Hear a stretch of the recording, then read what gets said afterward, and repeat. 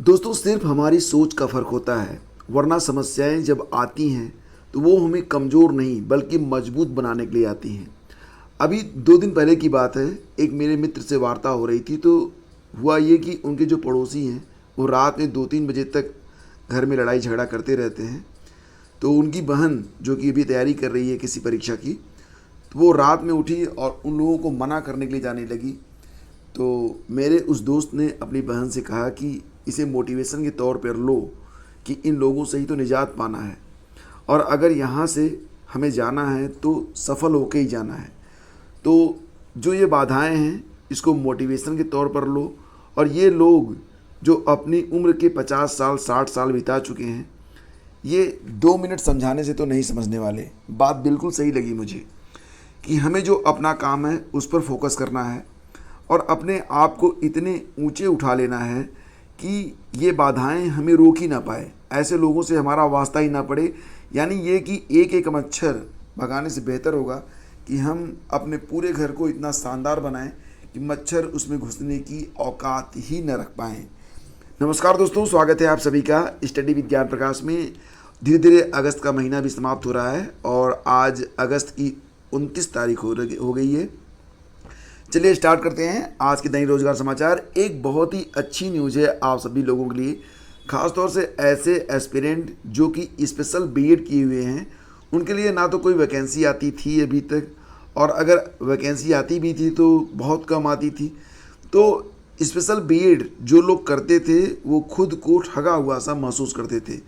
DSSB में एक लोग थे, उन्होंने आवेदन किया था स्पेशल बीएड के आधार पर, लेकिन सिलेक्शन होने के बावजूद नियुक्ति नहीं मिली। तो मामला जो था वो कोर्ट में गया और अब फिलहाल जो डिसीजन आया है वो डिसीजन काफ़ी राहत देने वाला है। यहाँ पर यह बात कही गई है कि स्पेशल बीएड और सामान्य बीएड दोनों एक समान है। इससे निश्चित रूप से उन अभ्यर्थियों को काफ़ी राहत मिलेगी जो लोग स्पेशल बीएड करके चुपचाप बैठे थे और उनके लिए जैसे कि कोई वैकेंसी आती ही नहीं थी। तो यहाँ पर आप देख सकते हैं बीएड स्पेशल और बीएड दोनों डिग्री एक समान।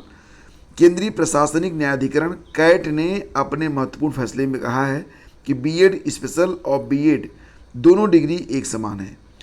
न्यायाधिकरण ने यह फैसला देते हुए कहा कि ऐसे में बीएड स्पेशल डिग्री धारक भी सामान्य शिक्षक बनने के योग्य हैं। अब ये जो लाइन है, ये जो निर्णय है, ये बहुत ही महत्वपूर्ण है। जो बीएड स्पेशल डिग्री धारक हैं सामान्य शिक्षक बनने के योग्य, यानी कि ऐसे एस्पिरेंट अब वहाँ पर भी आवेदन कर पाएंगे जहाँ पर सिर्फ बीएड मांगा जाता था और स्पेशल बीएड को दरकिनार कर दिया जाता था। तो न्यायाधिकरण के इस फैसले से देश भर के बीएड स्पेशल डिग्री धारक करीब 1 लाख युवाओं विशेष शिक्षक बनने के साथ साथ अब उनके लिए सामान्य शिक्षक बनने के रास्ते भी खुल सकते हैं। न्यायाधिकरण के सदस्य जस्टिस RN सिंह और तरुण श्रीधर की पीठ ने DSSB के उस निर्णय को रद्द कर दिया है जिसमें उमा रानी को शिक्षक के लिए अयोग्य ठहराया गया था। पीठ ने सभी तथ्यों पर विचार करते हुए कहा कि स्पेशल बीएड और बीएड दोनों डिग्री एक समान है। ऐसे में याचिकाकर्ता महिला को TGT हिंदी यानी कि सामान्य शिक्षक बनने के लिए अयोग्य नहीं ठहराया जा सकता। पीठ ने कहा कि यदि महिला सफल हुई है तो उसे नियुक्त करें। तो याद रखिए ये काफ़ी महत्वपूर्ण है और ये क्लिप भी आप लोग रख लीजिए। अगर कभी भविष्य में हो सकता है कि इसका इस्तेमाल आपको करना ही पड़ जाए, क्योंकि ये न्यूज़ बहुत ही स्पेशल है। चलिए आगे बढ़ते हैं और अगली खबर है EWS रिजर्वेशन से संबंधित। जैसा कि आप लोग जानते हैं पूरे भारत के सभी राज्यों में 10% EWS रिजर्वेशन का प्रावधान तो कर दिया गया है। कुछ राज्य उम्र सीमा में छूट भी देते हैं, लेकिन उत्तर प्रदेश में EWS कैंडिडेट को उम्र सीमा में अभी छूट का प्रावधान नहीं किया गया है और लंबे समय से जो अभ्यर्थी हैं वो मध्य प्रदेश आदि राज्यों की तर्ज पर उत्तर प्रदेश में भी उम्र सीमा में छूट की मांग कर रहे हैं।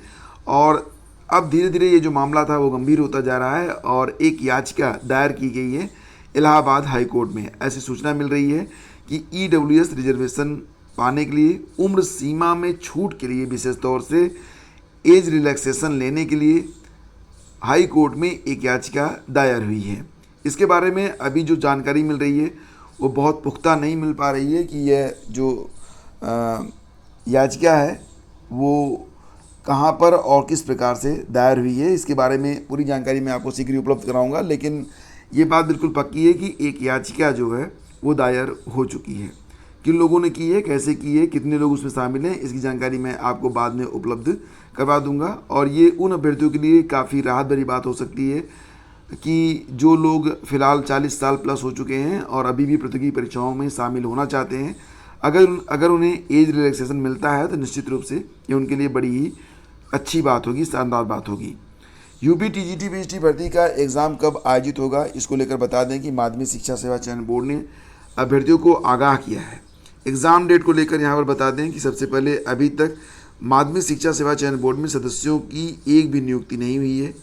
पूरे के पूरे 10 सीटें होती हैं, जो सदस्य होते हैं वो खाली हैं और नियुक्ति के बाद ही जो एग्ज़ाम हैं वो कंडक्ट हो पाएंगे।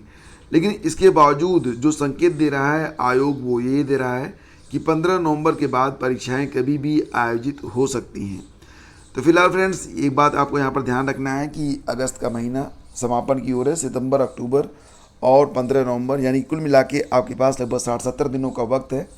और ये वक्त अगर आप पर्याप्त मानते हैं तो बिल्कुल पर्याप्त नहीं है। पर्याप्त इसलिए नहीं है क्योंकि अगर आप चुपचाप बैठे रहेंगे तो जैसे इतना समय बीत गया वैसे ये 60-70 दिन भी बीत जाएंगे। तो आपको यहाँ पर क्या करना है कि बिल्कुल जो है अपनी पूरी एनर्जी के साथ, पूरी ताकत के साथ परीक्षा की तैयारी में लग जाना है। जो संकेत मिल रहे हैं 15 नवंबर से परीक्षा के, तो हो सकता है कि परीक्षा नवंबर में हो या फिर दिसंबर में हो, लेकिन आपकी तैयारी सर्वोपरि है। परीक्षा कभी भी हो, अगर आप तैयार नहीं हैं तो निश्चित रूप से इसका घाटा भी आपको ही उठाना पड़ेगा। तो फिलहाल ऐसे संकेत प्राप्त हो रहे हैं कि 15 नवंबर के आसपास एग्ज़ाम शुरू हो सकते हैं और इसके लिए पूरी तैयारी भी हो चुकी है। बस डेट पर मुहर लगना अभी तक शेष है। तो एनीवे जो कुछ भी है करना आयोग को है। आपका काम जो करना है वो आप करिए, आयोग का जो काम है वो आयोग करेगा और आपका काम ये है कि आप अपनी स्टडी पर फोकस रखिए। फास्ट अपडेट पाने के लिए आप हमारे टेलीग्राम चैनल स्टडी विद ज्ञान प्रकाश से जाकर जरूर कनेक्ट होइए और ये आपके लिए एक शानदार अनुभव रहेगा। बात करते हैं असिस्टेंट प्रोफेसर भर्ती के बारे में। तो जैसा आप लोग जानते हैं विज्ञापन संख्या 50 के अंतर्गत और नियुक्तियां भी हो चुकी हैं, इंटरव्यू वगैरह कंडक्ट करवाए जा चुके हैं और विज्ञापन संख्या 51 के लिए जो ऑनलाइन आवेदन है शीघ्र ही उसकी लास्ट डेट भी है। तो जो कुछ भी है उन्हीं के साथ साथ जानकारी ये भी मिल रही है कि जो अभ्यर्थी हैं, बहुत सारे अभ्यर्थी वो इसकी शुचिता पर सवाल उठा रहे हैं और ये कह रहे हैं कि असिस्टेंट प्रोफेसर भर्ती की एक उच्च स्तरीय जांच होनी चाहिए। बिकॉज ऑफ बहुत सारे अभ्यर्थी ऐसे हैं जिन्होंने लगभग 100% क्वेश्चंस का सही जवाब दिया है, जो कि पॉसिबल ही नहीं है। तो इसी आधार पर जांच की बात कही जा रही है।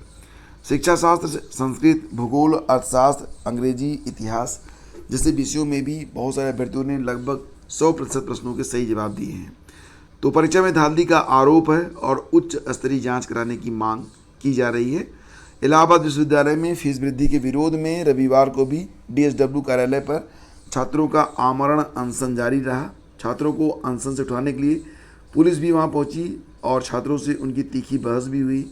छात्र फीस वृद्धि वापस होने तक आंदोलन करने पर अड़े हैं। शुक्रवार को भी आधी रात अनशन स्थल पर पुलिस और छात्रों के बीच धक्का मुक्की हुई थी। तब बड़ी संख्या में छात्रों के मौके पर इकट्ठा हो जाने के कारण पुलिस वहां से लौट आई थी।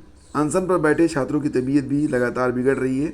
रविवार को भी डॉक्टरों की टीम ने अनशन पर बैठे छात्रों चंद्र प्रकाश, देवेंद्र आज़ाद, नितिन मलिक के स्वास्थ्य का परीक्षण किया। तीनों का वजन और शुगर लेवल कम हो रहा है और रविवार को शाम 7 बजे अनशन स्थल पर पहुंचे पुलिस के अफसरों से छात्रों से उठने के लिए कहा, लेकिन छात्र अड़े हैं कि पहले विश्वविद्यालय प्रशासन उनसे बात करे। और फिलहाल जो छात्र हैं वो अपनी जगह से हटने को तैयार नहीं है। मांग ये है कि इलाहाबाद विश्वविद्यालय में जो वर्तमान समय में शुल्क वृद्धि की गई है उसको वापस लिया जाए। और उत्तर प्रदेश लोक सेवा आयोग की ओर से रविवार को आयोजित सहायक रेडियो अधिकारी स्क्रीनिंग परीक्षा 2018 में 57.72% उपस्थिति रही। कुल 823 अभ्यर्थी पंजीकृत थे 12 पदों के लिए। ये 2018 की वैकेंसी थी। ये परीक्षा 9:30 से 11:30 बजे तक आयोजित की गई प्रयागराज में। तो स्क्रीनिंग परीक्षा के बाद अब इंटरव्यू का आयोजन किया जाएगा। और संयुक्त प्रवेश परीक्षा में 39% अभ्यर्थी जो हैं वो सफल घोषित किए गए हैं। तो इलाहाबाद विश्वविद्यालय के doctor Ambedkar centre of excellence में दाखिले के लिए रविवार को संयुक्त प्रवेश परीक्षा 2022 का आयोजन किया गया। परीक्षा में 39.45% अभ्यर्थियों ने अपनी उपस्थिति दर्ज कराई है।